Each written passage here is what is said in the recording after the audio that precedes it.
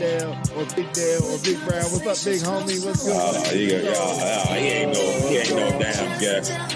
He ain't no. What's going on?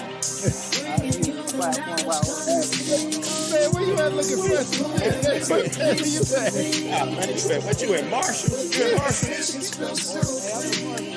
Hey, look at that. What the fuck?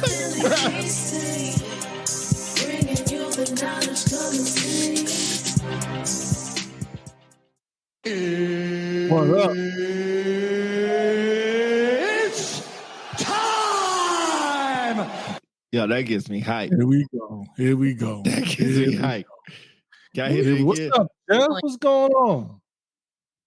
You know, yesterday I just let it all soak in. You know, I went to the UGA Alabama game and I got presented the flag. But like when I tell you, like on pins and needles, being in that crowd, like I loved it. And having the kids with me, of course. But yeah. I'm super You got glad you presented did. the flag? Oh, yeah. So like I got to be with their ROTC detachment. I met 2 active duty members. Well, actually 3, the professor who's a captain and then 2 NCOs. So they introduced me to the ROTC detachment there. We kind of chopped it up a little bit, but just being on the field, like, you know, on the sideline at that time, like that's something like you just got to let soak in. But I loved every bit of it. They had a lot of celebrities there yesterday.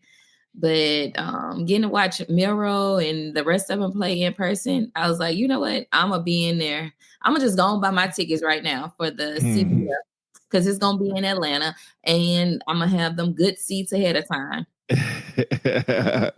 Nah, that's what's up. I'm glad you didn't drop the flag. Were you nervous? Don't do that. I mean, I was nervous. And, you know, like they were like, they made me laugh after the fact. They were like, oh, you zipped that up real quick. They were like, you ain't smile, you ain't flinch when the camera was in your face. I was like, yo, when that national anthem play, it's like, zip that shit up. Like, not, you know, it's business.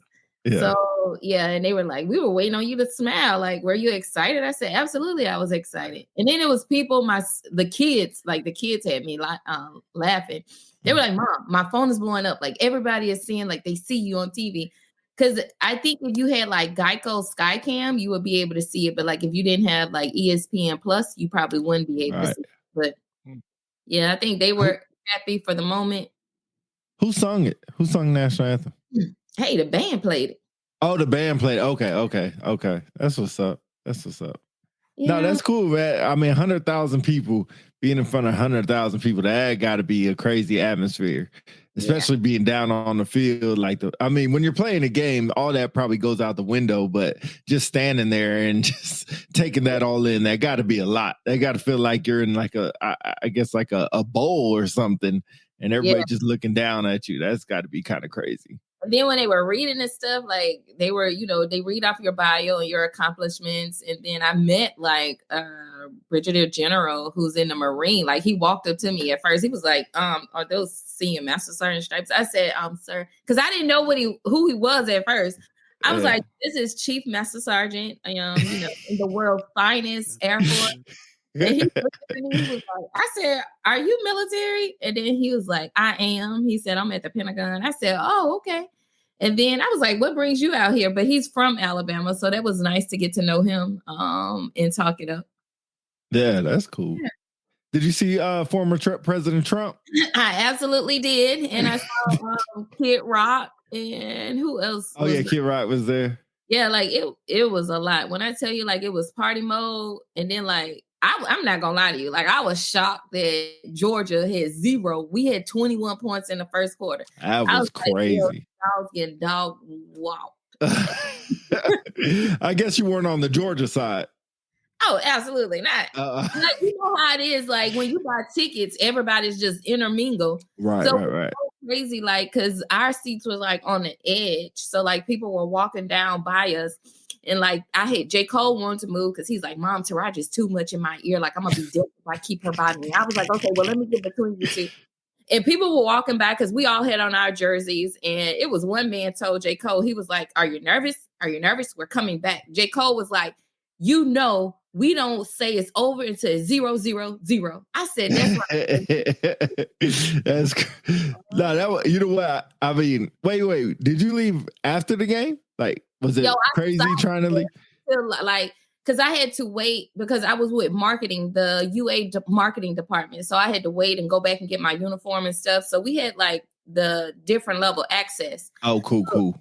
Yeah, I would say if anybody that has served and you love your team or your preferred school, reach out to them because they love doing this for us as veterans. And I just love the behind the scenes. When you're looking at it on TV, like it's one thing, but when you're able to see like the orchestration that goes into like these level of games, yeah, it's so much chatter based off of what happened last night. They're like, we can flip out Auburn, let Georgia now be our Iron Bowl game. And I was like,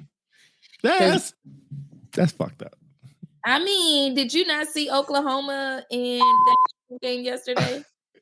No, I didn't see. You know what? Alabama Roll Tide is the only game I saw all day yesterday. I was busy running around. I went to the mall yesterday. Like, man, I don't know the last time y'all been to a mall. It is not the same that I remember a mall being. First of all, everything is expensive as crap. Ain't no deals anymore. You're not finding a deal anywhere in that mall. Like I used to, you know what? I'm starting to think Foot Locker is Foot Locker that's always been Foot Locker. There's no deals no more. There's no military discount. I say you got big folks' feet problem. I deal with kids. Look, you know what? There should be a ban on people like you. Once you reach the age of 12, you can't be fitting no kid's foot no more. Look, I don't turn 40 until February. I took be like, mom, like Taraja wears my shoes, and I'd be like, no, homegirl, like I'm buying these for me, and she's 9, and I was like, girl, you got hands for feet, like.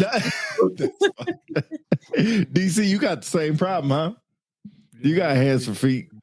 Yeah, I got big feet, man. That's why I don't go to the mall. I just go online now. It's pointless.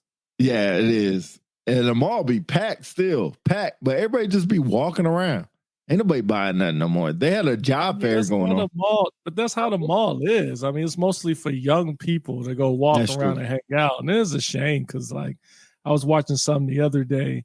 They were talking about, it was in San Antonio. They were talking about all the different burglaries that's happening at Ingram Mall. And this girl was like, this teenager was like, I don't understand. Like, it's bad enough the mall seems like it's going away because it's not the same anymore. But now we got to deal with burglaries. The mall is like a safe haven for young folks to hang out. I mean, shoot, I met my gal at the mall. Well, I met her at the mall. So, yeah. Did you hound down Wendy? Huh? You do that to Miss Wendy, did you? Do what? Hound her down in the mall. Right. No, man, we kind of met at the mall. If anything, Miss Wendy treated me like I was a herb, man. She wasn't trying to talk to me. You are. Miss Wendy, what qualities she was looking for, You know what? Maybe I need to start engineering the show because I would just exit him out of there because the only herb on the show is you. You know what I mean? I digress. Like I was saying, Jeff, she wasn't trying to talk to me, but secretly she wanted to. She just didn't want me. She just didn't want me to know that she liked me. It wasn't until like 2 weeks later that she hit me up on the phone. I didn't even know who she was.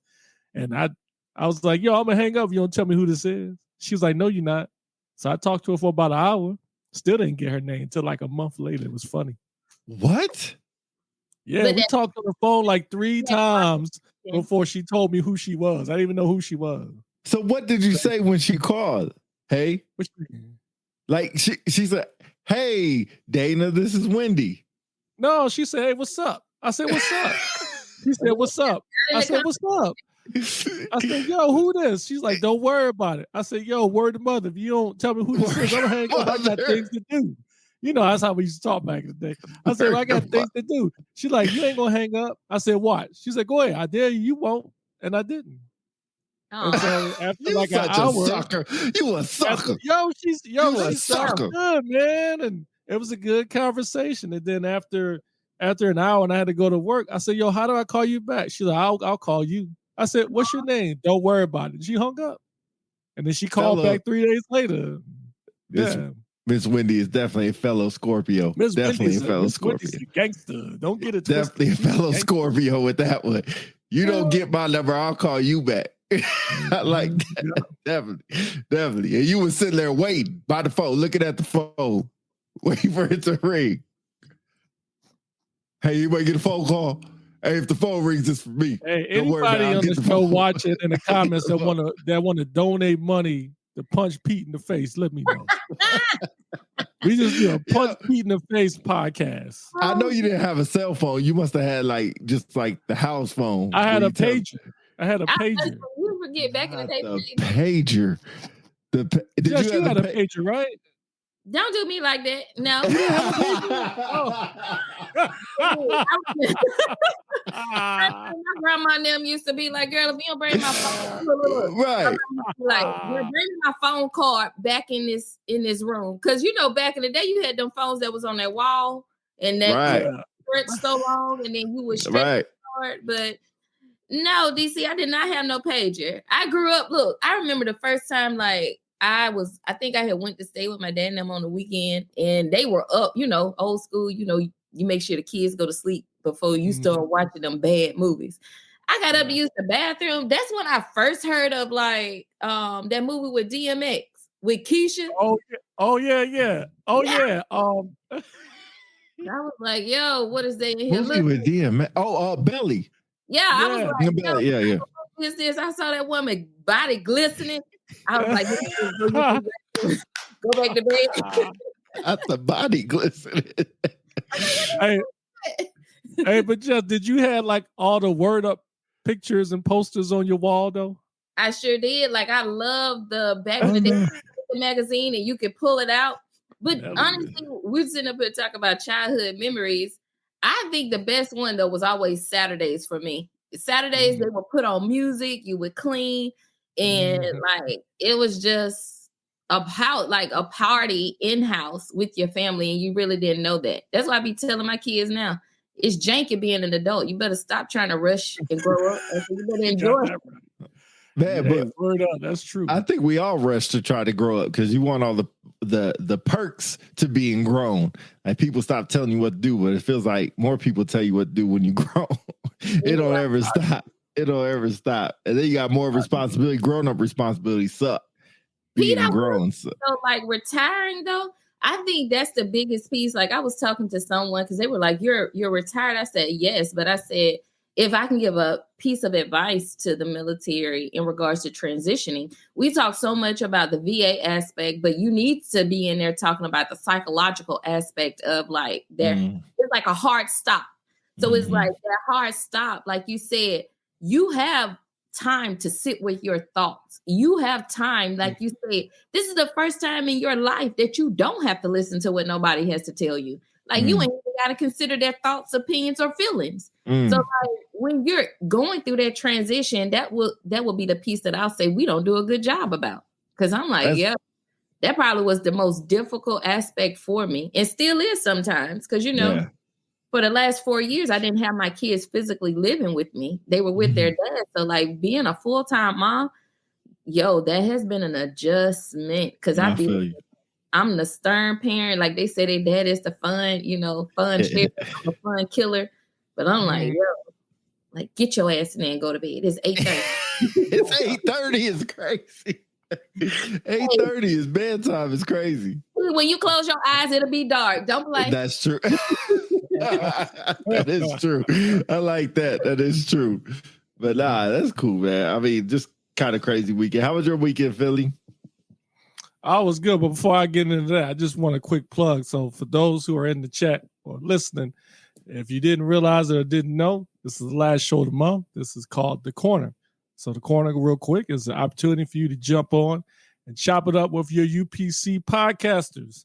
So if you got anything you want to rant about, your boss, your spouse, why you always start taxes, presidential race, whatever.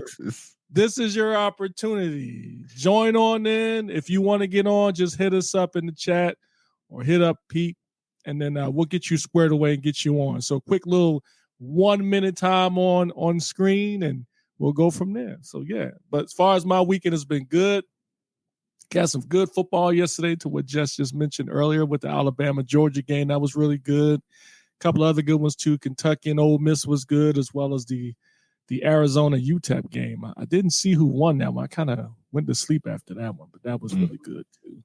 Arizona game be coming on late. But Jess, so you were at the Alabama game. I mean, first of all, it got crazy. They came all the way back and took the lead.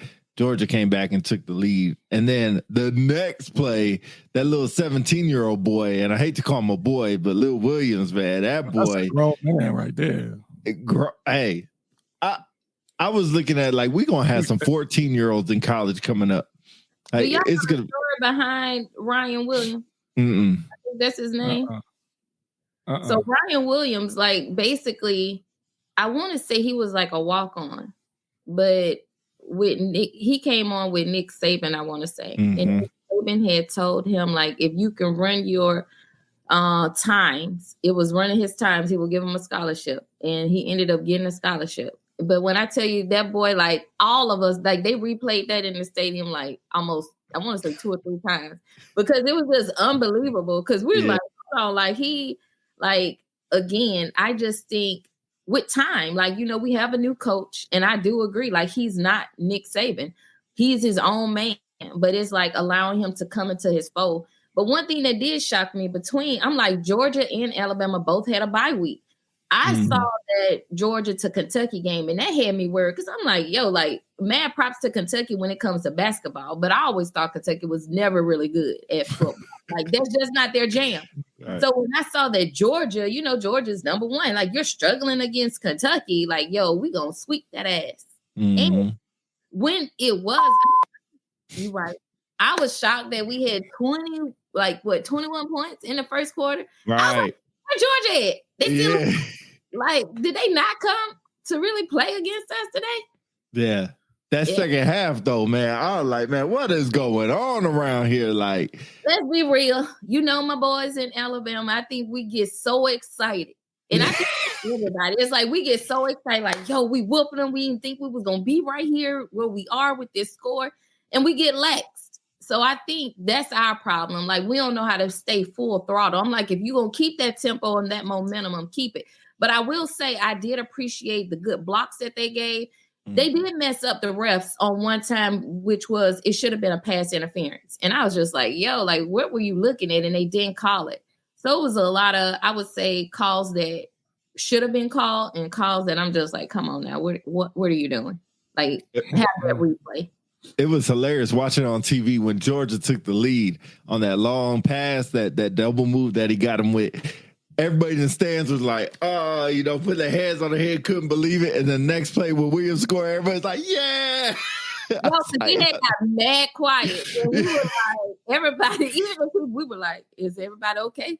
Somebody was like, did you stop? But when I tell you, like, being there, it needs to be a cutoff for people that drink, though. Like, boy, you know, you got to walk up and down the stadium. A lot of people ate last night. You hear me? A lot of people ate them stairs. I'm like, yo, slow down. Like, how much? And it's only beer. I'm like, how much beer have you been drinking? I mean, they probably pre-gamed in some parking lot, what they call that? Tailgating. And the tailgating thing was nice too. Yeah, but you know, because we had former President Trump there, the security line was atrocious. Oh, I didn't think about that. Secret Service was there and doing their job, so that was good to see. Yeah, oh, that's what's up. No, it's good watching on TV. Definitely game of the week, if not game of the year. Definitely, if not. But we'll see what happens. You think Alabama's going to be ranked number 1 now? I think they'll be in the top 5. I don't think. No way. Yeah, they're going to be number 1. I think they're going to be number 1. Yeah. I'm being, you know, modest in my opinion. I think we'll be number 2. What up, fam? Hold on. Why can't it see? That's Seals. Hey, what's up, Seals? According to CBS Sports, they moved to number 1. Oh, I missed that. Dang. Oh, see, Seals just said number 2. I don't know why the name's not coming up. I'm gonna have to look at that. I thought it would make me mad because I deactivated Facebook for a while because my students started to go on there and look at my pictures and stuff. I was like, you know what? I said, I done told y'all to stop trying to play matchmaker. I ain't trying to. Like, I keep telling the little girl, I said, look, I don't get my money in the same location. That has been my slogan my entire home, girl. Like, leave me alone. Stop looking for my pictures. That's crazy. That's crazy. I guess, I mean, I guess that's kind of normal. I don't know why that's not coming up on the chat. It's gonna make me mad, but y'all go ahead. I'm gonna try to figure this out. Why it's not coming up? Yeah, I think Alabama will be number one. I mean, just looking at the type of, let's see, these students are disrespectful. Just that's Nikita Lewis. Oh, hey man, why is that not coming up? What's up? Happy retirement. I know you're doing your thing in retirement. It's good to hear from you, girl. Hey, congratulations on her show that she just completed. Her what? Oh yeah, her she's bodybuilding. Mm-hmm. Oh yeah. Good stuff. No, I think what I was gonna say. Oh yeah, two things. Yeah, Alabama. I think they'll be number one. Just the type of game it was, and what was at stake. I think they had no choice but to give it number one. Now Texas. I mean, they were number one, but I mean, who did Texas beat? What, for Texas a day? If you pause and let me finish, as always, as I was saying, Texas competition wasn't as strong as Alabama's competition. And so therefore, I think for them, not only that, for them to win in that fashion, I think they'll be number one. To Nakia's comment about students being nosy, I mean, you got to expect that in these days, man. Students, I always hear like people say, if we don't mess with you, Chief, that means we don't like you. So students, sometimes like when they have a strong connection with their teacher or instructor, they want to learn more about them. And so it's normal for them to try to seek out their Facebook, Instagram page and kind of connect with them too. So, but I do agree, you got to maintain some type of distance though. You don't want to be all in your business. Yeah, for real.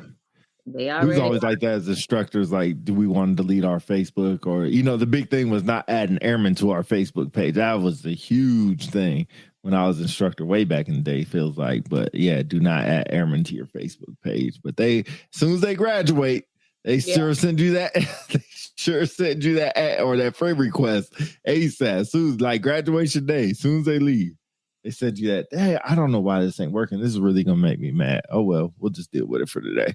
I'll figure out later. What else is going on? I don't know anything else going on in the world today. We can't see the chat in there. We can't see it. And the Saints play today, and that's where my oldest, the Falcons and the Saints. Oh yeah, it's easy win for. So you first of all, the Falcons should be 3-1 right now, not 2-2. We should be 3-1 because that was pass interference against the Chiefs. Definitely was. I mean, but this is the thing that all teams need to understand about the Chiefs. Stop letting them come back in the end. Like Patrick Mahomes loves that type of adrenaline rush. I feel like that's where he masterminds all of his plays in that fourth quarter. So it's like, why do you allow that fourth quarter to be capitalized by him? Like, I feel like if you can get in front of that, that'll be better. But he thrives in the fourth quarter. Yeah, I mean, yeah, you can't do a whole lot about that, but it also was pass interference. And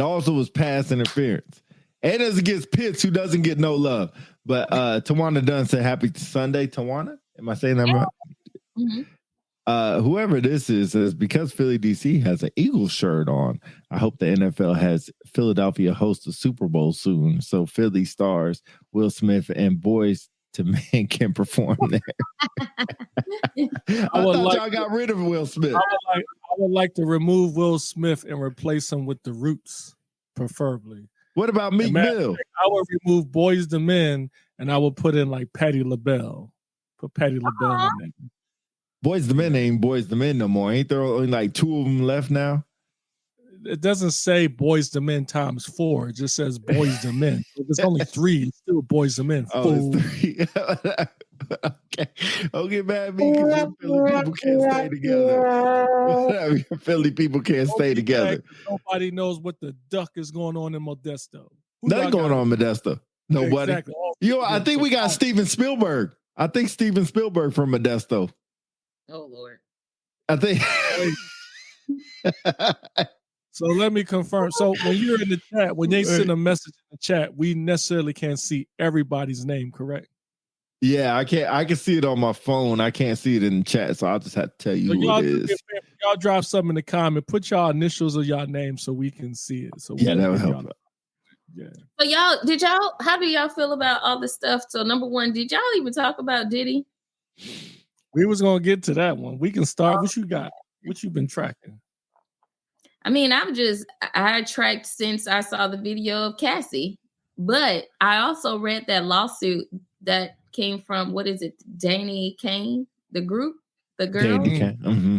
Yeah, so like reading that, it just makes me, he's a despicable human, like period, point blank. And I laugh at the fact that people are trying to, how can I say this, characterize these as freak offs.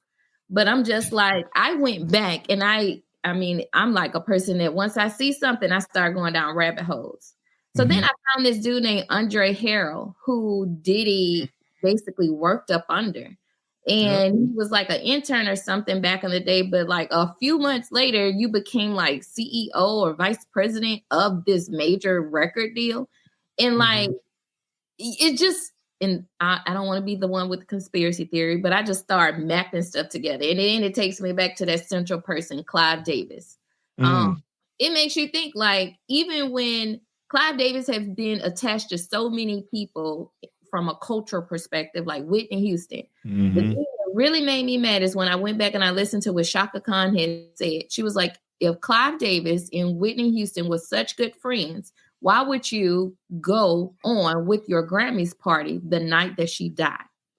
She was like, real friends don't do that. And just to hear his response, he was like, well, it was real orchestrated. We had put so much time in it. And I'm just like, yo, that man right there is the center of a lot of this stuff.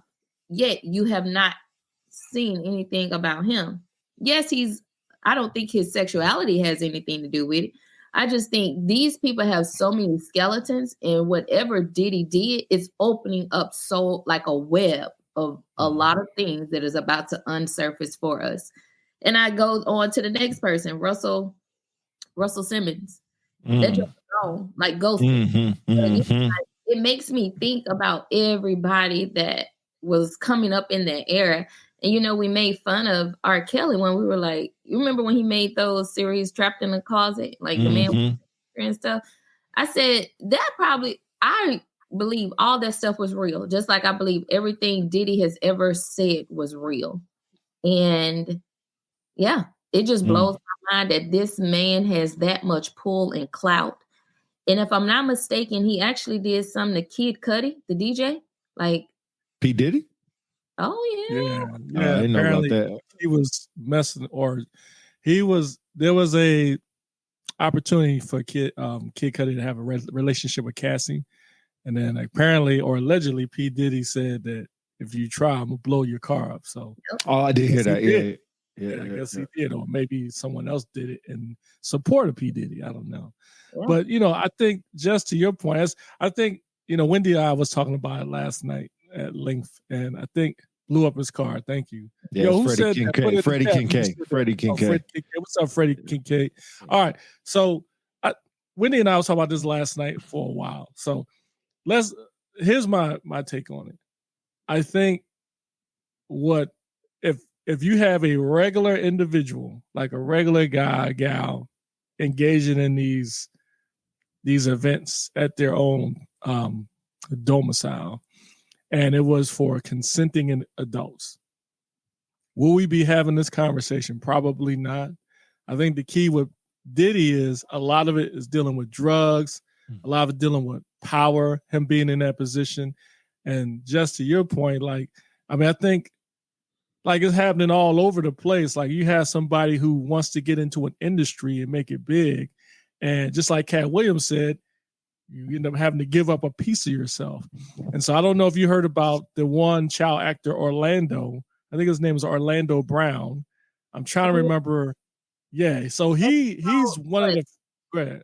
That's So Raven. He was on that. Yeah. He was one of the people that came out first, was talking about what they were doing at these parties and what they did to him. So I think it's a shame. It's no different than them girls that went to R. Kelly's house and their parents allowed them to.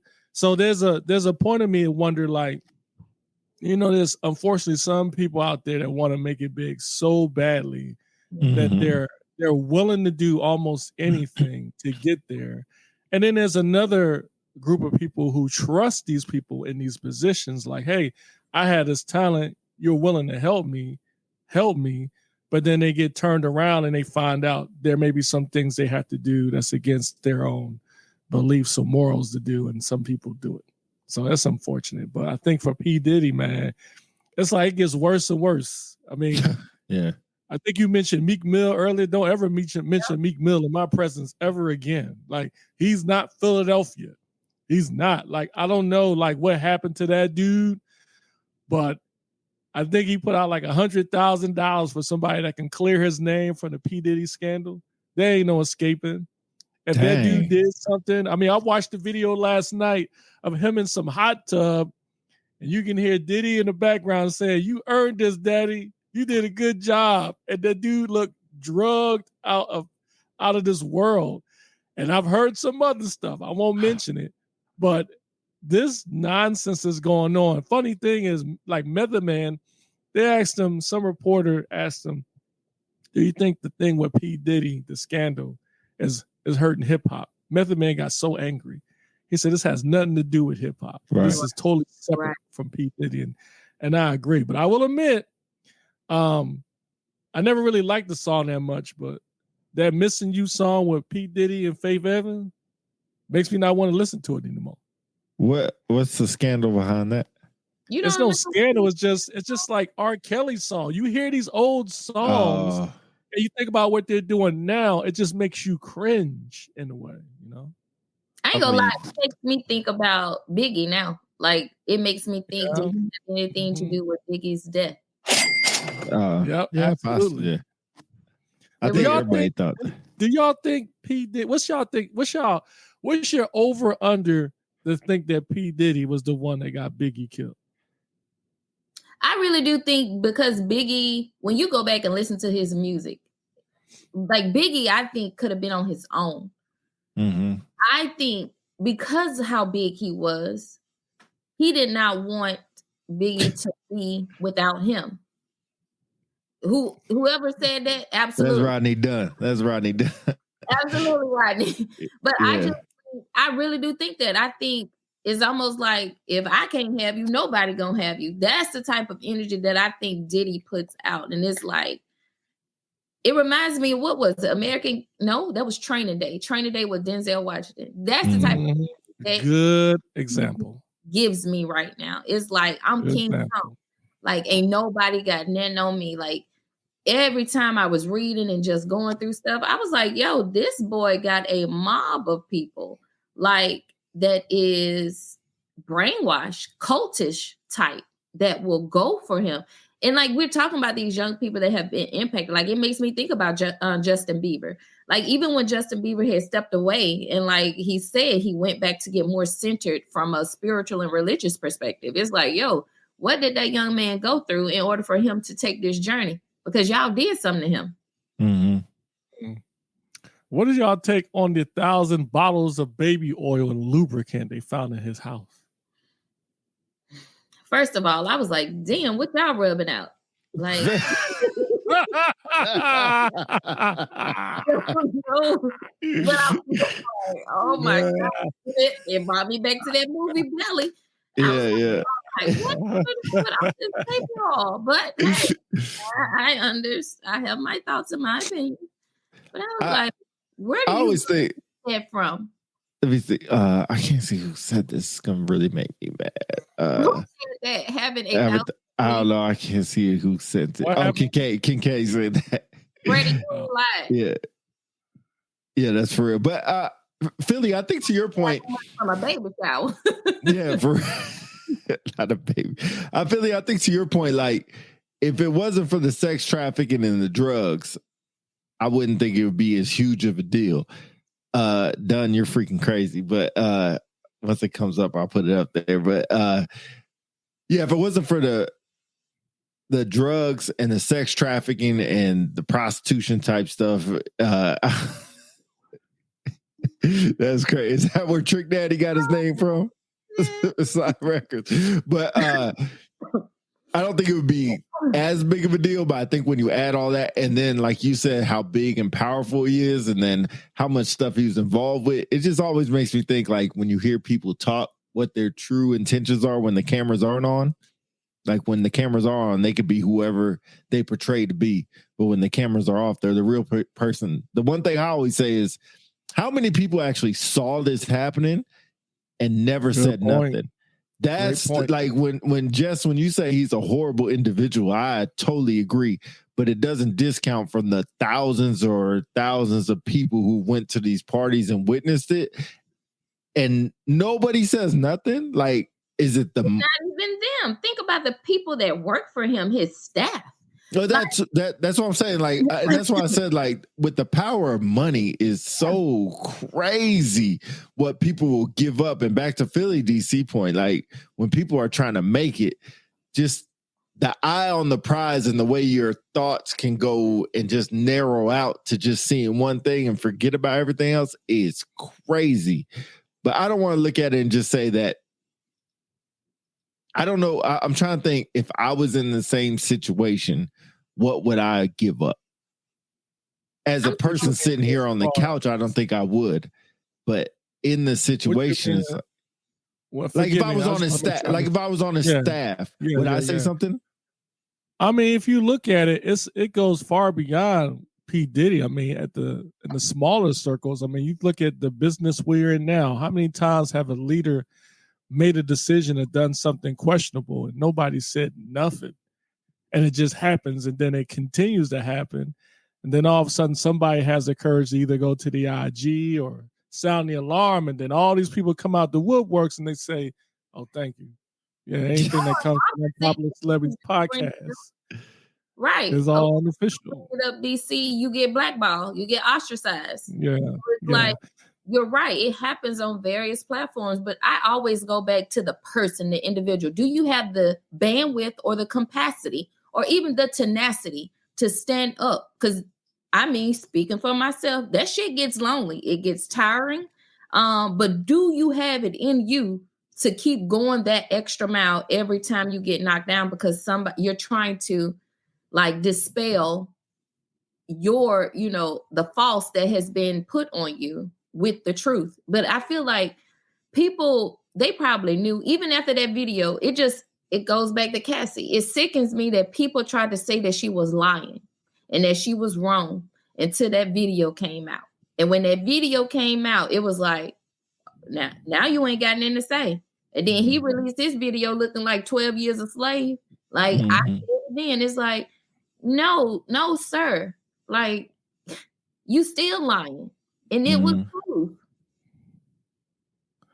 Hey, so all those that's in the comments, if y'all want to jump in on the conversation again, as a reminder, this is the corner. You feel like you want to get on and provide your take, hit us up in the message and we'll get you squared away. So I'm going to ask a provocative question. So just to your point, as far as Cassie, when she went through that stuff with P. Diddy, and then remember, she was one of the first folks to get paid outside of going to court. Do you think she should have took the money or she should have just went straight through the prosecution? Any of you guys? Honestly, I would say take the money. And here's the reason why I say that. Because if you flip it, let's say you flip it. And just to your point, like in our business, let's say a commander is doing something that's illegal and your promotion's at stake, your stratification, whatever, or your ability to benefit from what this commander or leader is doing. And you have the ability firsthand to sound the alarm, but you don't want to mess up your mix. I almost see it as the same. Maybe not, curious to hear y'all thoughts. So what do y'all think? Well, Danny Hater says it makes sense to me, at least the sexual part, not conducting, but condoning it. But I get it. Go ahead. Your question one more time. Oh, for me? I'm sorry. Yeah. So I remember what he said. So basically, you have a commander that is doing something wrong, but your promotion is at stake. So what would you do? Would you keep, champion forward and report this individual? Would you just be quiet and just allow for the cards to fall where they may fall and you get your promotion and they still out here messing it up? I'll tell you, like, I'm not bitter whatsoever about my experience, but I can tell you it did open up my eyes to a level of bureaucracy and what you're talking about, to how cult-like our thinking can be in the military. And, if you don't if you're not molded to their desire, in which you could be in their trenches. And that's how I look at Diddy's situation, just like how we are in the military. I'll never forget, like, I had this individual, all my stuff stemmed out because I found out I had a master sergeant that was drinking really bad. He had already been in the ADAP. They put him in the ADAP. And this airman who was continuously using weed, they did not put him into ADAP. So my thing is, why you want to save one, but you don't save the other? And then when I brought it forward, for me, it was diversity because of my background, EO. But when you have minority reports that were written down, like they were marked down by these individuals, you didn't allow those tech sergeants not to sign their reports. But then when I marked those master sergeants down based off of their behavior, what they were doing, you told them don't sign their report. So it's like, which one do you want it to do? And then it was like, player, like you need to back down. It was almost like stand down and shut up. And when I wouldn't stand down and shut up, it was like a whole damn investigation for toxic leadership. But I go back to that often because I'm like, I'm so proud of myself for not giving in. Sure, did it rob me of probably opportunities? Absolutely. But it did not rob me of my ability to stand alone and do what is right. Like, I truly believe that everybody has the opportunity, but you know, your gut, you be nervous as hell. You're like, if I do this, this is what happen. And I think a lot of people that are associated with Diddy, some of them equated to losing their lives. So they're like, if I do step up, it's like, hey, this is what could happen to me. Yeah. And I always find it kind of, I don't know, weird is the word. I don't know what the word is. Like, if Cassie felt this type of way, because it's been going on since what, the 90s? I don't know, maybe before that, like this 20 years later, maybe 30 years later, like, why didn't you say something before if it was that bad? Now, I'm not saying, you know, people have a right to speak up whenever they want to speak up. And I'm not saying there's a statute of limitation against these things or anything. But when you're eating from the fruits of the labor, from your being successful, you kind of get stuck in that trap, that tornado, that black hole, whatever you want to call it. And then once you're free from the black hole, you're like, oh, let me tell you about all this bad stuff. Like, wait, this has been going on. You could have stopped this from happening to, you know, Justin Bieber or Meek Mills or whoever else. You could have stopped it a long time ago. Not saying she's the sole person, because a lot of people have blame in this. But I think when people start eating from the fruits of what they're getting, they kind of turn them, like you said, DC, when my promotion's online, I'll be like, oh, well, he's not that bad of a guy because he's going to promote me.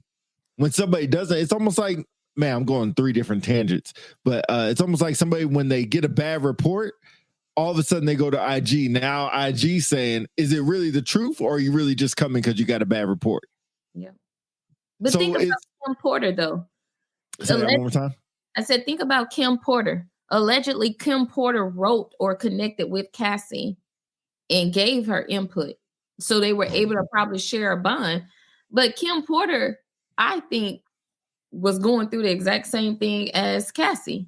And that's my thing. It's like, it's been going on forever. So it's like, you could stop this. But once you get in, you know, riding around in nice cars or whatever you want to do to benefit from that, then it's just like, why would I say something and mess this all up? I like what I'm getting. And it's almost like when somebody's in a bad relationship or something, they're like, you know, but it's not that bad, or but I could benefit from all this. I'm sorry, I got a couple of different messages. So I can't pronounce your first name, but Gould, Gould, Gould. Gould. Oh, okay. See, I'm saying it right. All right. She says, hey, hater says it's the same politics. Yeah. And then say that name again. So sometimes people are afraid of timing is everything. Yeah, I get it. Timing is everything. But whose timing is it? Like, how far do I look at it? Be like, okay, but you got millions of dollars from putting up with all this stuff. And now it's like, now you're not getting the millions no more. You're not a superstar no more. Now it's like, well, let me tell y'all what I've been going through. Almost like a tell-all thing after the fact. But you got therapy. who knows what? But your therapy has consequences, and although it's therapy for you, you could have stopped this whole thing years ago. So although it's therapeutic for you, which sure, good to go, get your therapy when you want to. Go talk to a therapist if you need therapy. That's the way I look at it. Because now is not your platform to be like, hey, let me tell you, world, what I've been dealing with for the last 20 years. But wait, you weren't saying this when you were getting millions of dollars flying all across the world, meeting all types of people and blah, blah, blah, blah, blah, being featured on all types of things and blah, blah, blah. So it's like you want your cake and eat it too type of thing.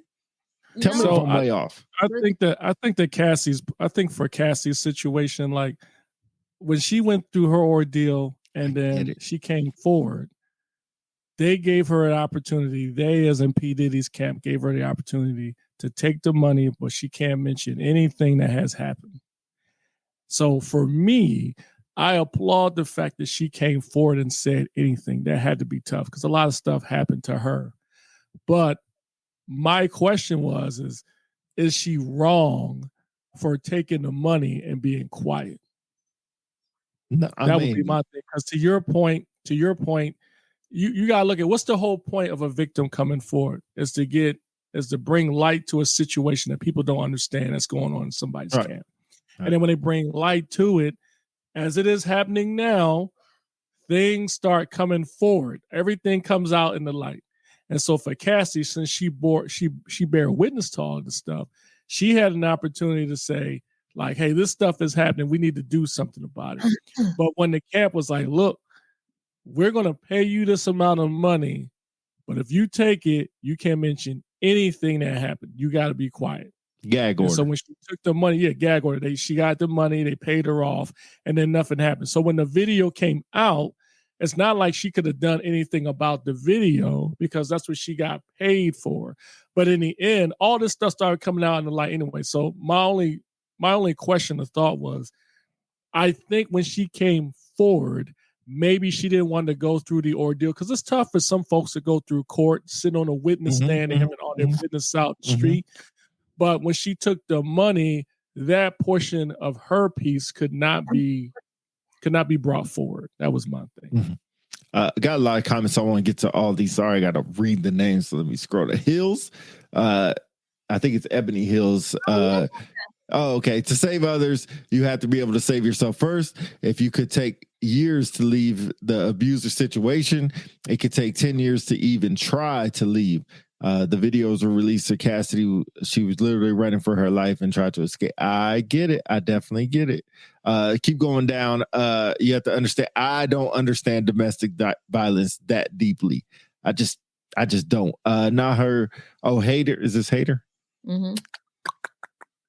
Way down here. Goodness gracious. All right. Hater says her. No, he was saying now she's not wrong. Her compensation is hers. Who are we to judge how and what kind she receives? And I agree. Pete, we're not. Go ahead. I'm not. Yeah. I think you're about to say. Let me get to all these. Until you are in the situation, it's hard to. I don't understand. I'm admitting I don't understand. Let me clarify. We're not judging her. It is a question or a thought because there are some people that go through domestic violence or any type of abuse outside of normal domestic violence, and they have the courage to come forward and say something. And then that is to the detriment of their own self being put in the public eye, whether it be something that is famous public eye, in other words, is something dealing with a famous individual, or at a regular job or home. And they say, you know what? I don't care. I want this person and I want people to know what this person has done to me and other people. And they don't get any type of monetary compensation unless it's a civil suit.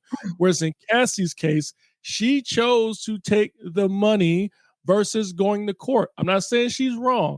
All I'm saying is from my perspective, and maybe others, that instead of her taking the money, she could have went straight to court. But that was her choice. That's all I'm saying. Yeah. I know she said research Stockholm syndrome. Like there's an opposite for everything. So you could go the opposite of Stockholm syndrome and see something. I think it's like Lehman syndrome or something like that. So I understand what you're saying. she's not wrong for taking the money. However, just like Pete said, why did she wait so long to say something? So her situation made it seem like she was only coming forward for the money. Either way, it's messed up. Either way, I agree, it is messed up. What did she? Okay, go ahead, Jess. I know you got a lot to say. Go ahead. I'm sorry. So like I do understand it. Obviously, I studied it in school. In every like with the Stockholm syndrome, you don't like a narcissist does not know that they're a narcissist individual or narcissistic until they understand like what is going on. Like you don't know that giving deadlines that may be unreasonable is manipulation. You may not know that when you try to shower me with gifts of money, that's love bombing to overcompensate for your behavior towards me. Using terms sometimes can be dismissive, but in your regard, you're looking at it as you're validating your point, which is dismissing my point. When you're in that environment for so long, you forget what right looks like. So for me with Cassie, when you got all them other people around her that was also feeding into her, like, girl, let me just put some makeup on you to make sure you look good when you go out here. You have people feeding into that, which degrades your understanding of what self-concept and self-worth is. So for a while, she was degraded. So I really do think that someone got to her that was able, look at her new husband. Her new husband was the one probably that helped her came forward too with saying something. But it's just like grief. There's no time frame on grieving a relationship or grieving a person's death. Everything happens at different levels. And I think like just looking at her, she was re-traumatized looking at that video over and over. You're right. Working on that aspect. But I just think, like you don't know what you don't know until you are either out of it or learn from somebody else the real way that it's supposed to be. It's so many things, but I wholeheartedly believe her taking the money was one aspect because she knew that he had done other things federally that he was going to be convicted of. Because sometimes, it's hard to prove domestic violence. But when you got that video, it's not hard. But I think she probably also thought, hey, it may be hard. Nobody will believe me. And nobody did. So it's like, well, I'm going to take my chances with going to court when I can get some type of compensation for pain and suffering, at least. Let me say, Hater says, wasn't trying to say that anyone was, I guess, judging and apologizing. No, you don't need to apologize. We'll just be real raw on this show. So no apology ever needed. Just saying because we don't know all the variables. So we can't judge. I'm not judging. I also partly judge the hotel wherever that video happened at. Like they could have released this a long time ago. Good point. So it's like there's a lot of blame to go everywhere, all the way around. And I think when money is involved, like I think Jadakiss says the devil's the root of all evil, or of all money, controls all money. So it's just so I think when you have money involved in powerful people and stuff like that, and I always say that all powerful people did some corrupt things to get where they got to, unless they're just self-made. And whatever that corrupt is, I'm not saying it got to be a worse as P. Diddy situation, but somebody sells something or somebody gives up something, some piece of them to get where they get to, whether they want to or not. And to Jess's point, I agree that as you're going through this process, people are saying, let's put makeup on over your black eye so you can go out here and get your money because you don't want to mess up your money. That's usually what it is. You don't want to mess up your situation. And it takes a while for people to be like, yeah, you're right. But it's easy when I'm not in a situation no more to be like, well, let me give you I really have a problem with tell-all books because while you're going through the situation, back to Philly's DC's point, you're benefiting from everything. Then when everything gets done, whatever the tell-all is, when everything is done, you're like, let me tell you how it really was. Well, wait, bro, you ain't, or young lady, young man, you're not innocent either. Like you were going through all this, benefiting from all this, riding around in private planes, riding around in limos, saying hi to people, doing public speeches, acting like, oh, I really love P. Diddy. He's really been a mentor for me. But wait, he's beating your ass on the side? So it's like, who are you lying to? You lying to me? I'm sorry. You lying to me? You lying to yourself?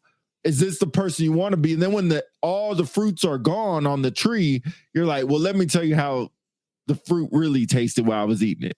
Like, wait, you had no problem meeting it. But now that it's over, and not just speaking about Cassie's situation, because I feel bad for anybody that gets domestically assaulted, domestically abused. But you could have said something to stop this from everybody else happening.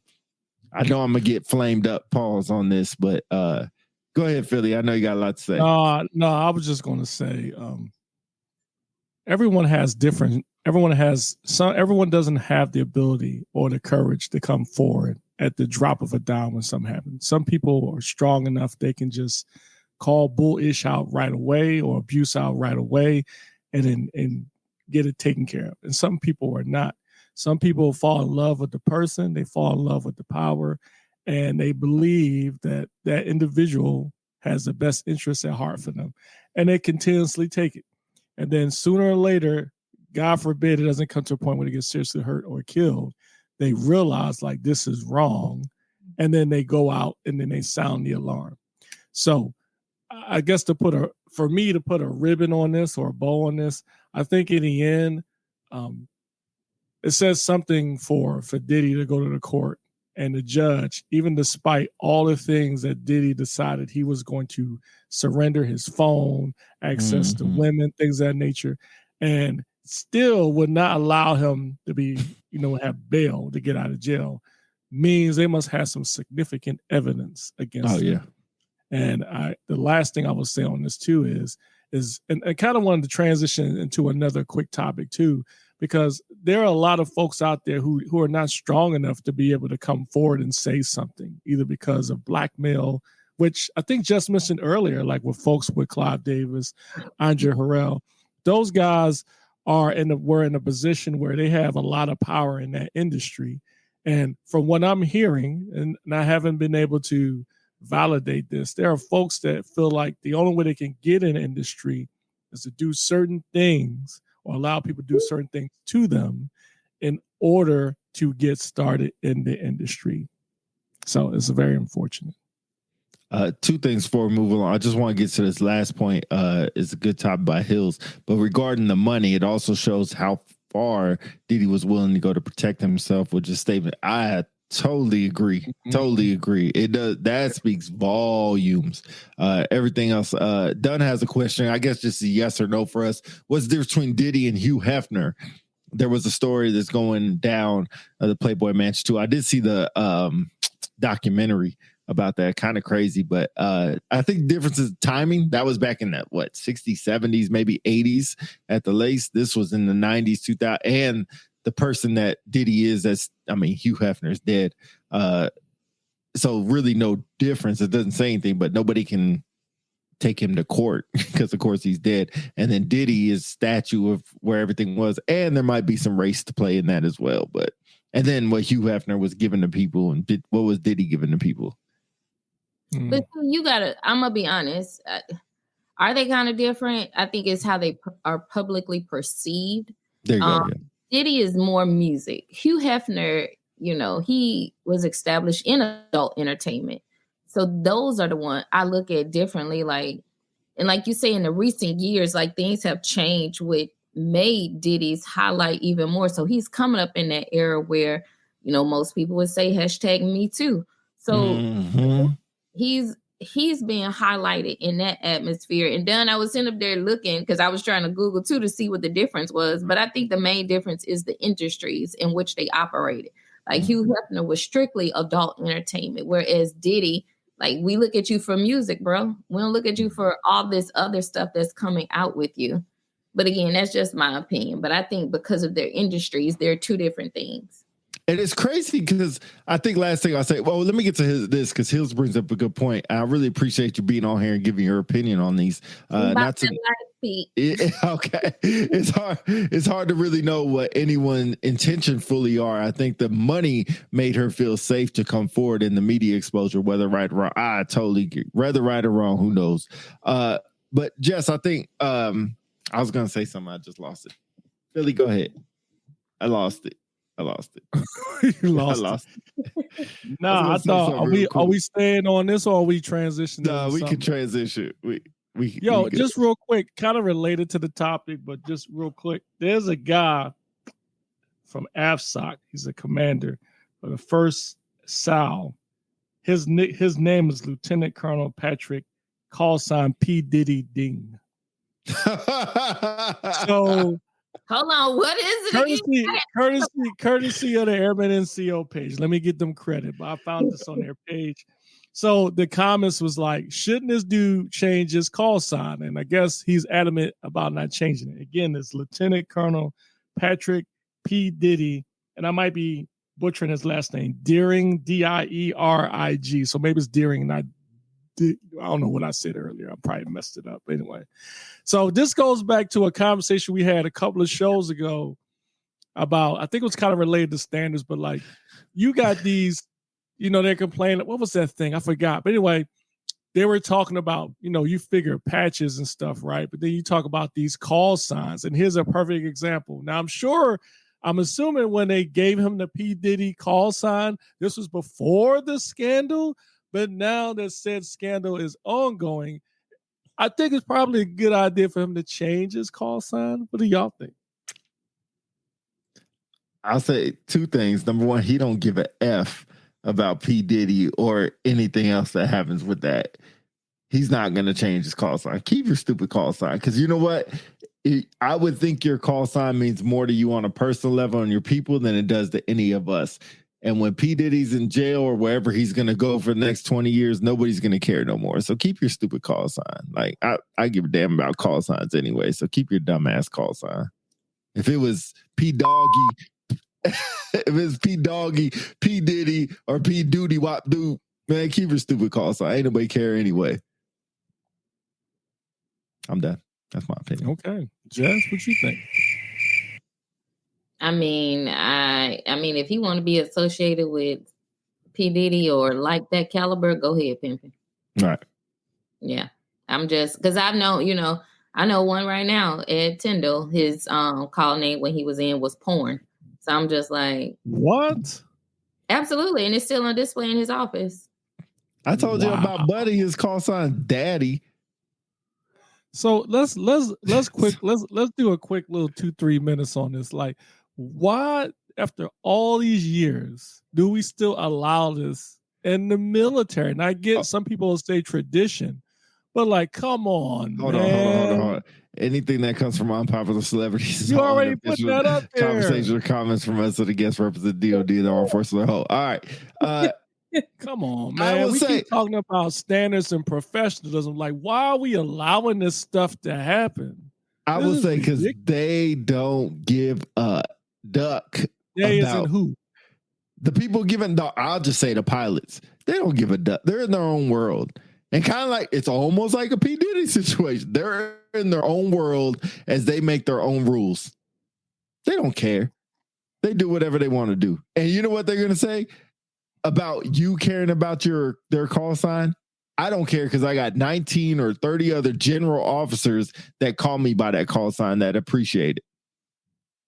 Sounds like a Diddy situation, doesn't it? I was about to say, until they pipe up and then you do something wrong, and those general officers ain't going to be there for you. Because it made me right now with P. Diddy, where look him at, besides looking like I don't know what, damn troll now.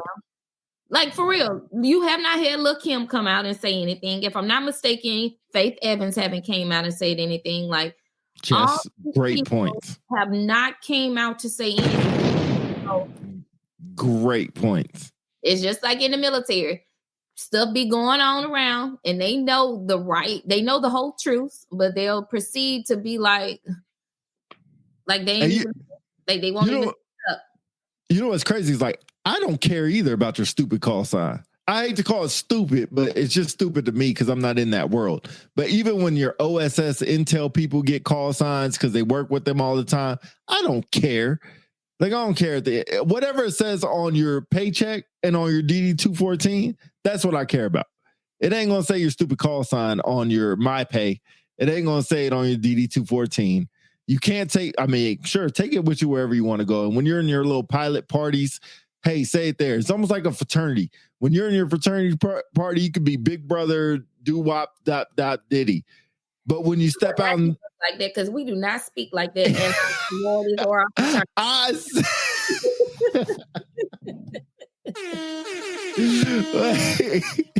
What I will say, Jess, and this might be on another tangent.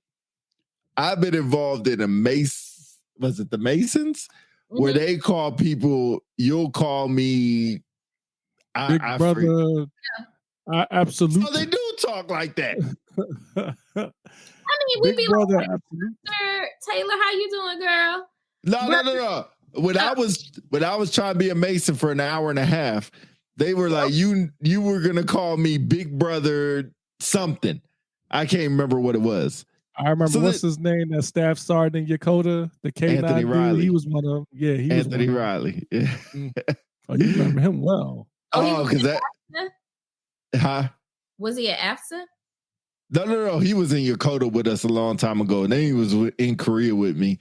But hey, you know what? There's probably a bunch of Masons on here. I don't hate on whatever y'all do, but what hater come up? Yo, I only last an hour and a half. Yo, I tell this story frequently, and I ain't scared to say it on here. So, hater, this might not be your Masonry situation, but let me tell you, in Yakota, Philly don't remember this. I was trying to go Mason with Riley, with Pringle, and with Dude Patty. I think his name is Dude Patty. Yeah, anyway, so they try to give it.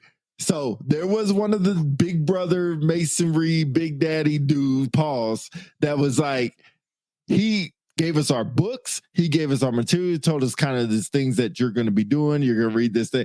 Oh, hold on. I'm getting a text. Tell them how they called you a square. Oh, no, my boy watching it. Somebody did call me a square. I almost lost my goddamn mind, but he had to calm me down. But anyway, he put whipped cream on his finger. There's no bullshit. Put whipped cream on his finger. There was 9 of us sitting up there. He said, everybody has to take a lick and they got to make it from the first person to the last person. I put my books down. I said, thank y'all very much, and walked the hell out. That was my Masonry story. That's how long my Masonry lasted. I was like, I ain't going to be able to do it, bro. That invite to a Diddy party. I don't know if that was. It wasn't a Diddy party, you know. This was a Masonry thing. I tell some of the other Masons, like, this is just my experience, and I just didn't do it. I don't know if it's a test, and they never really did it, but I didn't even stay around long enough to figure it out. I just put my books down, said thank you very much, and I was out that thing. So, hater, if that really happens, I don't know. Some other Masons tell me that don't happen, but yeah, damn Mason did call me a square. I was like, man, what the world? Yeah. All right then. Yeah. All right. I don't have a problem. I don't have a problem with the call signs. What I have a problem with is the double standard. Like, if you're going to have a call sign, I think it should be professional. It should be professional, because I get it. There's a lot of tradition and pageantry behind call signs, but my issue is it not being professional. And I think in this case with the P. Diddy call sign, I think it would give folks the impression, for one, it's not a good look. That's for one. And then number two, I think if it brings into question professionalism, you should change it. I mean, they say if you're a leader, that's the burden of leadership. I mean, everybody's a leader, but when you're in a position like that, people are looking at you. Mm-hmm. And so when you have a call sign like that, it could cause a lot of issues, I think. So anyway, that's why I think it should. I thought call signs are given because of a situation that happens. Like, you do something funny, you do something dumb, and that's time to do something else then, so we can get another one. Or call him lawsuit. How about that? Lawsuit. Lawsuit is crazy. Dirtbag or something. There's a spinoff from the name called lawsuit, or dirtbag or something. Anyway. So, okay, so let's quickly talk about mental health. So, and the reason why I bring that up is maybe somebody talked me off a ledge. How is it possible it's 2024, and I don't have the latest statistics as, suicide rates in the Air Force or the DOD as a whole, but why is it that in 2024, everyone knows, you count COVID, you count the current state of the world, inflation, things of that nature. I think we all can agree mental health issues have skyrocketed in the past 5 to 10 years. And you talk about just our organization, the DOD, where you have folks who were in not only just in combat and wars, but they have different things going on in their life where they seeking mental health. Why is it that the DOD is not pumping more money and they getting professionals? And I get it. The country is at a deficit for mental health professionals. But why can't the DOD come up with a program where you have folks who are retiring, who seek or are looking to get a degree in mental health counseling or social work or psychology, and they bring them back on to serve the DOD? Why not? That's I mean, it's like if you know, you look at like social workers in general, when they're rare and far in between as far as, because one, the pay and the type of stuff they deal with. Because you look at it, I mean, you think of first sergeants, the stuff that you guys hear all the time as a first sergeant. It's hard for you guys not to take it back at home, take it back home with you. So if you have somebody who is willing to get certified through the state and they're willing to come back on, in other words, work in the capacity of a GS employee and be a mental health counselor, social worker, but licensed, and embed them in the squadron. And I know some people say we had that with MFLAX. Mm-hmm. There's not enough MFLAX. And not only that, with MFLAX, they don't document anything. And so wouldn't you feel more comfortable as an airman to have someone in your formation who is a licensed clinical worker that can service you? Why the DOD is not jumping on board with that? I don't understand. I'm not gonna lie, DC, I would love to come on. If that was an opportunity, I would come back and do that from that aspect, because I think it's when you go to therapy, and like now being on this side, I use the VA, but I also go to BetterHelp. Like BetterHelp, I even put in like it's $45 a session. So whenever I have a session, like you get to choose whether or not you do it in person, live, or chat, or even over the phone.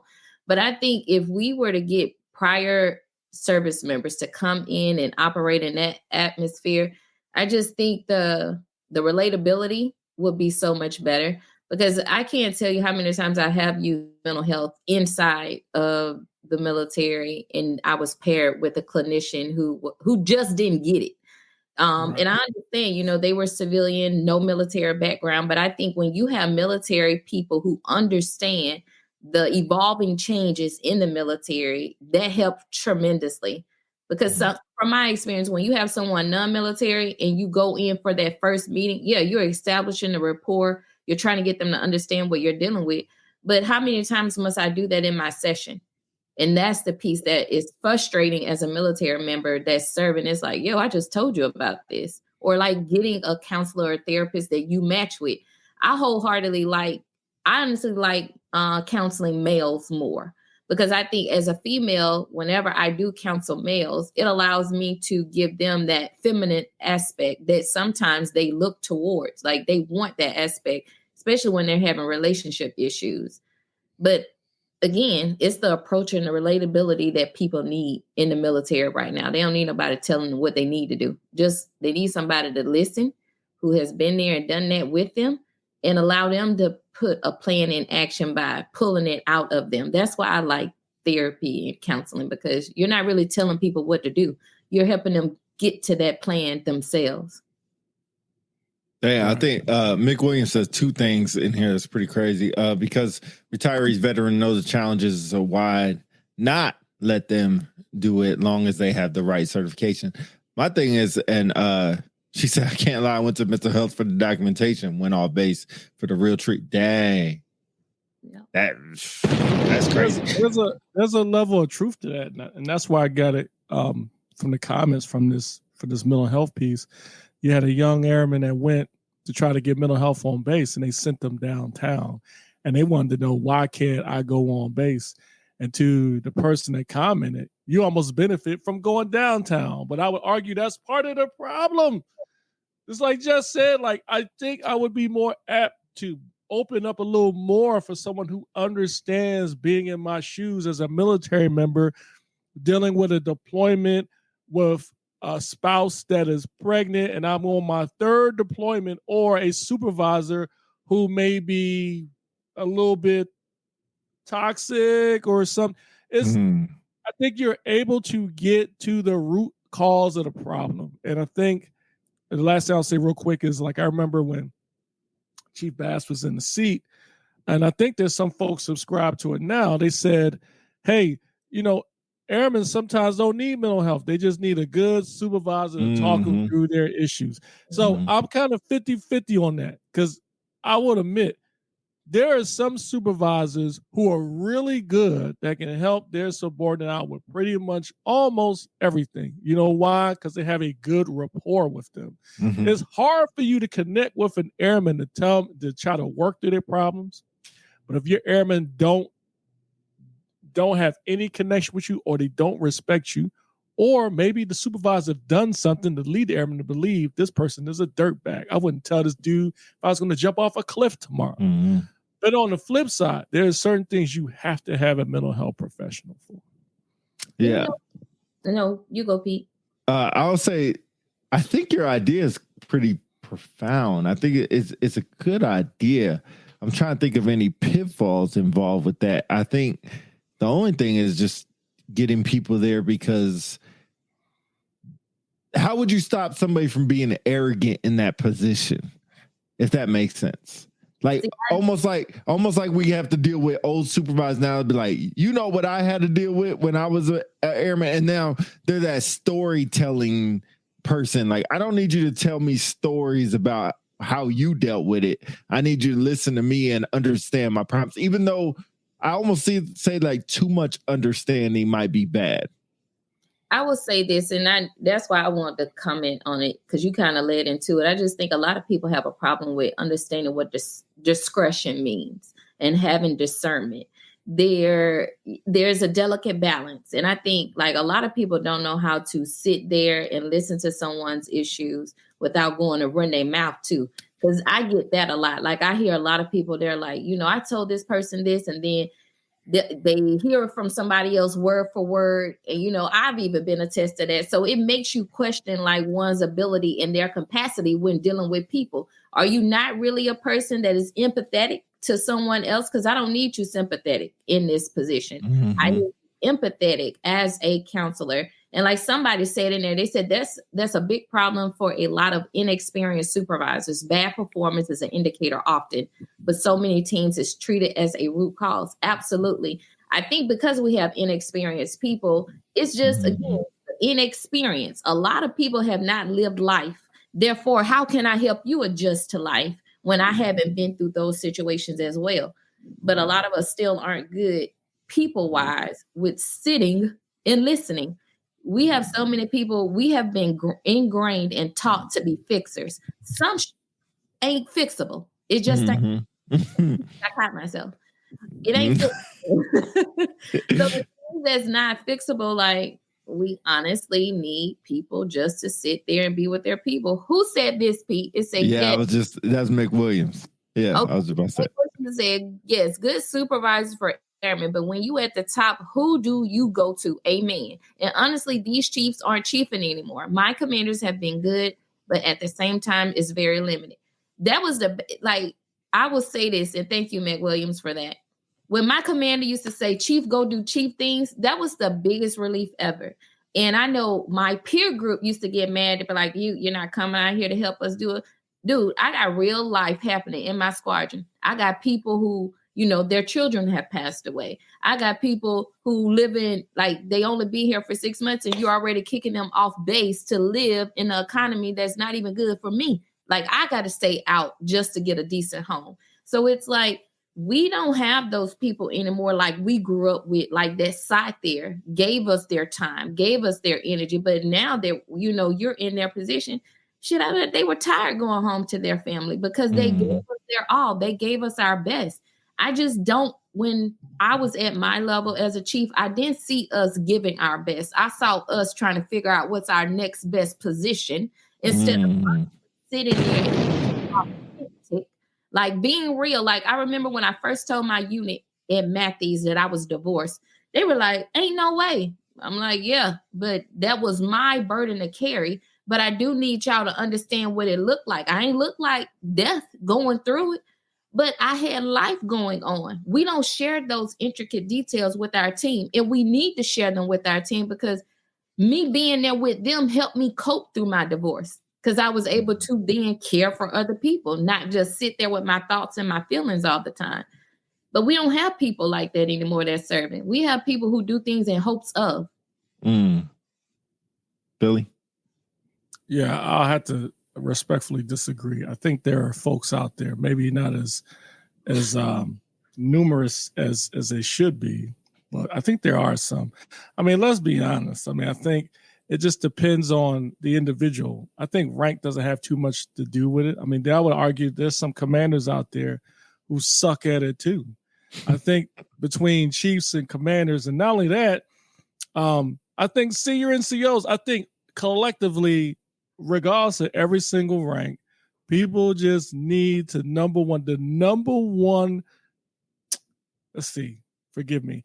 The number one thing that's important is one, give two ducks about a person. That's where you start. If you're going to start somewhere there. Now, are there some chiefs out there and commanders, people in general, who are all for themselves? I will agree. There are some out there. Are there some leaders or people out there, all they care about is what the next promotion is? I agree.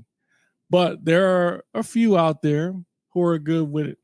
And I think the most important thing is we've got to get to a point where people feel that they can open up to folks. Because I think sometimes, somebody asked about where do chiefs go, leaders go. I mean, we got problems too. If anything, I think it's even more difficult for leaders to go after mental health too, because it's the stigma. I mean, you think about cops in general. You go to mental health, you lose your gun. And what happens when you lose your gun? You don't get to post. What happens when you can't post? Your fellow defenders look at you like you're a loser because now they got to take your post. Shoot, when I went to mental health, as soon as the little red flags came up in the paperwork, they sent me downtown. There was no option to go on base. And so I was told it's because of my position, which I think is sad because I would rather go on base than downtown. Now, my provider is prior military. He was 22 years Air Force. But I don't know. I think I would be served better by someone who is like more in the unit than versus being downtown. Goes back to my earlier comment about the DOD having a program to bring in folks who are prior active duty with good service and professional. Because let's be honest, there's some people out there that shouldn't be counseling anybody. Yeah. I'll say that now. You can talk but about anyway, me. Oh, sorry. Tell you folks out there, don't fret. There are some folks out there, small amount, that actually care about people. It's just you don't see too many of them. So true. Before we get out of here for today, do you ever what the duck? Because I had 3 people ask me about where's the what the duck? Oh, my bad. The duck? I'm like, man, ain't nobody care about the what the duck no more. Where's the what the duck? They don't care no more? I don't care anymore. Everybody, why you ask about it? Because I had other people ask, hey, what happened to what tell the y'all, duck? You people that ask about the what the duck award. Y'all ask. I'm sorry. Go ahead, Jess. Hawk 2 award. I say ever since you brought that girl with that Hawk 2.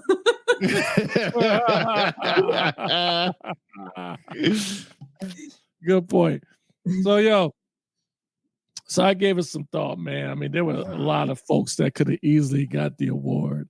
But I mean, I hate to be just so obvious, but my pick for the What the Duck Award for this month goes to none other than P. Diddy. For numerous reasons. We already talked about a lot of them already. But I mean, come on, let's be honest. Like the more and more talk about like a disease that continues to fester and grow. Yeah. The more and more they open the closet and they pull out. You know how you open up the closet and a whole bunch of stuff come tumbling out of the closet, and then you pull something else and more stuff come tumbling out? It gets worse and worse. And I just shudder to think how many people are caught up into this web of deceit and lies that will get pulled out. Famous names like Usher, Justin Bieber, Orlando Brown, God forbid, TD Jakes, who knows? These people might come out. And it's a shame because you think about it, these folks, you've been in a position to have so much power. And P. Diddy, I'm talking to you. I don't know if you can listen to this while you're in jail. But anyway, if somebody's streaming to, I don't know. But P. Diddy, I'm talking to you. You know, I never was really a fan of your dancing, like Suge Knight said. All this time we talked about Suge Knight being a monster and beating people up. Who's got the last laugh now? It's Suge Knight.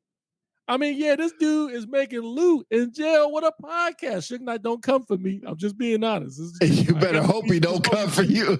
But P. Diddy, all this money and power you got, you brought us folks like The Lox, Mary J. Blige, Soul For Real, 112, Jodeci, Montel Jordan. You had so many hits, 5-time, 6-time Grammy Award winner, so much power to do so much good in the world. And we ended up like this.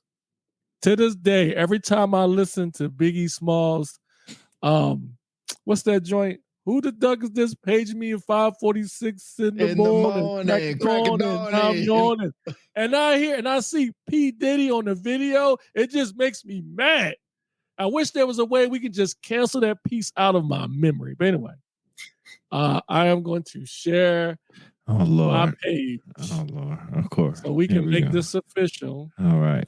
We should have had this queued up already. We should have had this queued up. The award goes to P. Diddy. And you get this picture, P. Diddy.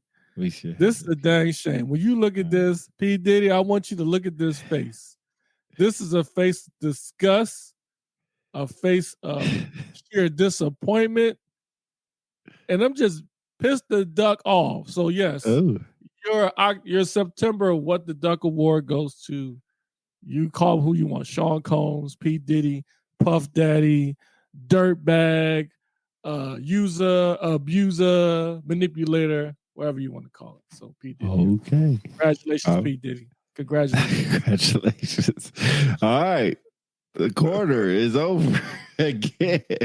Thank y'all for coming on the quarter. Everybody that's in here.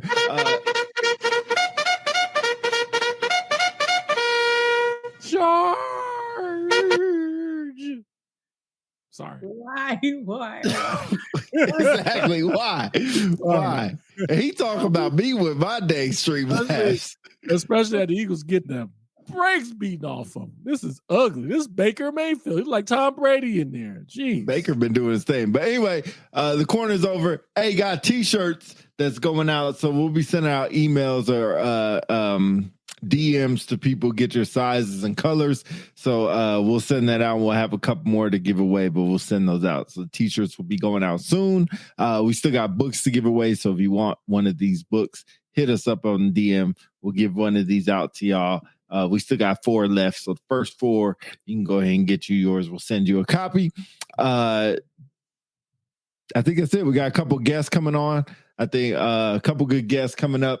A couple general officers coming in, maybe.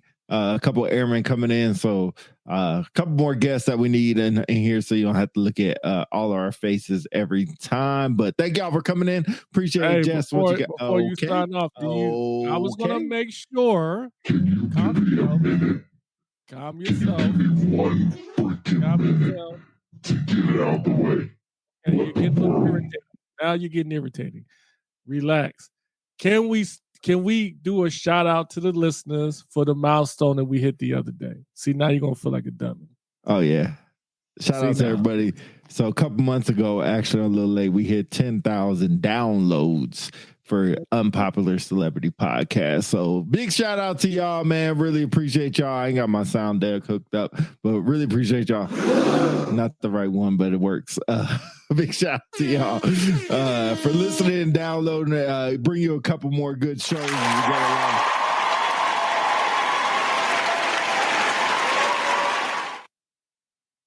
All right. So thank y'all. All right. I'm done. Thanks, Freddie Kincaid. Appreciate you. Any of y'all want to sign off? No, I was letting Jess have her say. I just want to say thank you all again for a wonderful Sunday of self-care with us on the corner. But other than that, thanks for the fruitful conversations on current topics. And again, roll tide, pimpin'. Roll tide. Roll tide. All right, you know what? Pat McAfee did good. Let me go ahead and do it one time. Roll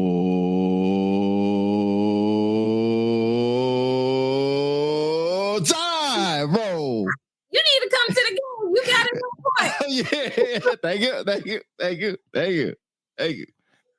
Yeah, we need to do a show on bandwagon hoppers. You got your first one, ladies and gentlemen. Ladies and gentlemen, you got one.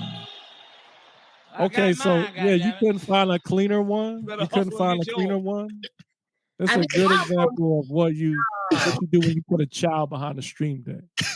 I'm going to say Megan Thee Stallion. You used to give Thank you. Whoever said that, thank you. I don't blame you. I apologize ahead of time. Whoever that is, roll tide forever. Roll tide forever. Roll tide forever. And you a go Cowboys. Not surprising. Hey, y'all, thanks. I appreciate it, guys. Hey, as a reminder, last show of the month is The Corner. We didn't get anybody this time, a little disappointing, but we will put out something earlier so you guys are aware and ready. Y'all put some great comments down there all the time. Be great to see your faces live and on camera. So don't be ashamed. Don't be shy. We'll get you squared away. And like Pete said, we got some guests coming up. Thank you for the support. We appreciate each and every one of y'all. That's why we do it. Look out for our merch soon. D4L. Who was that? Who said that? Dominic for life? No, definitely not that. Definitely not that. But anyway, unpopular celebrities. We appreciate y'all. We out. Patrick Swayze, baby. Swayze. I'm Swayze. Patrick Swayze. Exit. Swayze ghost. Get yourself together.